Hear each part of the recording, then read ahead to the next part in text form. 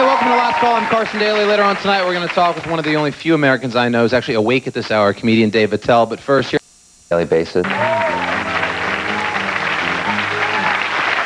Welcome back. At 1:35 a.m., most Americans are either sleeping, drinking, or having sloppy sex. My guest tonight is no exception. Although, unlike most people, he actually gets paid for some of it. It is at that hour he is crisscrossing America looking for freaks to put on his show Insomniac, or as what he describes as Ease Wild On for ugly people. Say hi to Dave Attell, everybody. Oh, what's up? What's up, dude? How are you? Thank you for being here. Thanks for having me. This is a real treat. You and me, man, huh? The late night dudes. Yeah, right? Why is that? They just lump us all together, you know? Anybody does anything late at night when everybody's sleeping. Yeah, I guess what it is basically we have that kind of insomniac feel, the night owl. Right? You're a night owl. Yeah, I'm a night owl. Me too. It's kind of a little different being out on the street than being in a studio, you know? Right. Where did that whole thing come from that you do your whole show from the street? Why there and not a studio?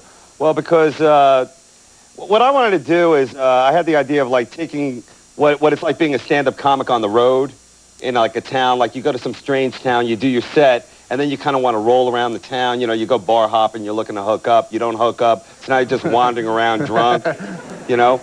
So I took this gem of an idea, and I hooked up with Comedy Central, and they hooked me up with Nick McKinney, who's the producer on the show, and he helped shape it into like what you see, right. Which is kind of a, you know, kind of a drinking travel show, half cry for help, you know, kind of Wild on E for ugly people. It's a lot of things. You actually are an insomniac, though. Absolutely. Like in real life. Mm-hmm. How long? Since I was a kid, I guess. What was it when you were young? You just couldn't sleep? Well, until you discover the pleasure of NyQuil, you're on your own. You can't sleep.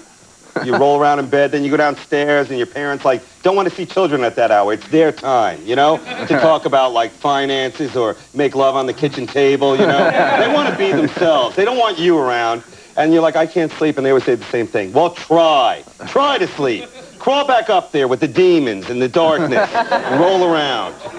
It was that bad when you were young, huh? Yeah, really bad. Did you ever think about just seeing somebody or getting help? Well, I think this was before, you know, I'm a little older, I'm 37. This was before, like, therapy and Ritalin and all that kind of stuff. Right. Kind of like smack on the ass. What, did you just suffer your whole childhood? And it was a suffering. It wasn't like a, you know, a horrible after school, you know, what happened to Dave thing. Right. It was okay. Well, that's good. You turned it into this show. It's funny, when I have a couple buddies that do stand-up here in New York, and it seems to me that the rep you have, at least here in New York, is that you're sort of every comedian's favorite comedian. Oh, yeah? Yeah, that's got to be tough. It's hard enough to be funny in front of regular people, but to have all the comedians come and watch you. Yeah, that usually, when they say comic, that usually means can't act, you know?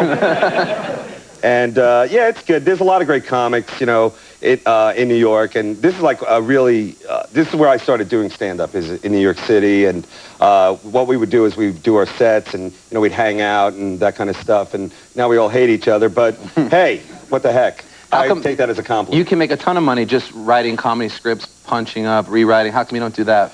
Well, it's interesting that you brought up the writing thing, because I did write for a while. In fact, I wrote for SNL, and this is where they used to shoot it. Right, sure. And I wrote for a year, and then they fired me. So, now, why did you get fired?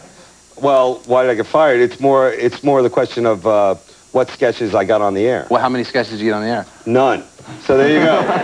Why? What were you pitching that was so bad? I wasn't what I was pitching. I just think I was more of a stand-up comic, so it would be like something like, guy walks into a deli, there's a microphone there, you know? That kind of thing. If you haven't seen Insomniac, let me go ahead and roll down a clip of it. It is that simple. You're just out on the streets late at night, goofing off and drinking. Is there something you want to set up here? This is the skeet shooting. Oh, yeah, this is a show we did on our second season, Boise, Idaho. And this is the Boise Gun Club. They were nice enough to let us hang out with them for a night. All right. Dave Attell, watch. I don't know. I think I could probably take, I don't know, maybe this guy. Can you take less? No offense. That guy's only got one arm. Not that I'd be cocky or anything, but I'll shoot you around for a beer. How's that? Sounds like a winner. Okay, let's go. Gun coming out. Going up against Les. He's the one-armed bandit. He's the man to beat here at the Boise Gun Club. He got it. Ho! Yeah! That's what we're talking about. Yeah! Ho! Oh, sweet. Les got another one. Ho! Nothing. Oh! I lost. You owed a beer. Oh, man, I owe you a beer. Woo! Someone took me to school, and his name's Les. The guy had one arm, Dave. I know. I lost him, but I got him at Xbox. So there you go. Wait, that was in Boise. How do you pick and choose your towns? Are the small towns, do you find it easier to poke fun and have fun in versus the sort of jaded coast, LA, New York? Yeah, we really don't shoot in... we shoot in New York because that's where we're from, but we don't shoot really in LA, and not because it's a downer on LA. It's just that these smaller towns, like, the people are more into us being there. They give us more access to things. Like, we were just in Myrtle Beach. We did everything from hanging out with Bikers for Bike Week to shooting at the Myrtle Beach airport, and that would never happen around here. Is there one common thread in being in all these towns that you've sort of noticed about, I guess, people in general, the common denominator between just all of us in general, whether we live in Boise or LA?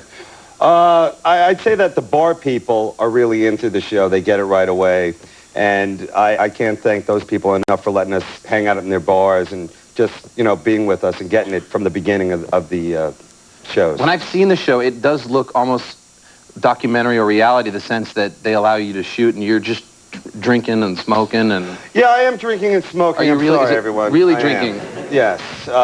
We drink in the show. I drink, they drink, everybody's getting drunk, and I know we got a lot of people who are just starting to drink, like this guy over here. How old are you? 18 years old, so you're more into the pot years. But, well, maybe you can give some of the younger people some drinking tips since you're such a pro at Carson. Yeah, here's some drinking tips. Never get drunk when you're wearing a hooded sweatshirt, because you will eventually think there's someone right behind you. There you go. And it's important to pick your drink, because that'll be your friend and enemy for the rest of your life. So it's good to know what it is and feel it out. Like, I think we were talking about this before, but I'm pretty good with the alcohol. Like, if you even tell me what you're drinking, I can tell you how your night's going to end. So just by the type of drink or the name of the drink? Or? Yeah, the type of drink, I can tell you how your night's going to end. So go ahead, anybody, yell it out. Jack and Coke. What? Jack and Coke. Jack and Coke. Okay, you're going to drive around laughing till someone farts and then laugh even louder. Next. One at a time. Take control, Carson. What? Smirnoff Ice. Smirnoff Ice. Ooh. There was a guy that said that. You're going to look at... Yeah, I know, really. That's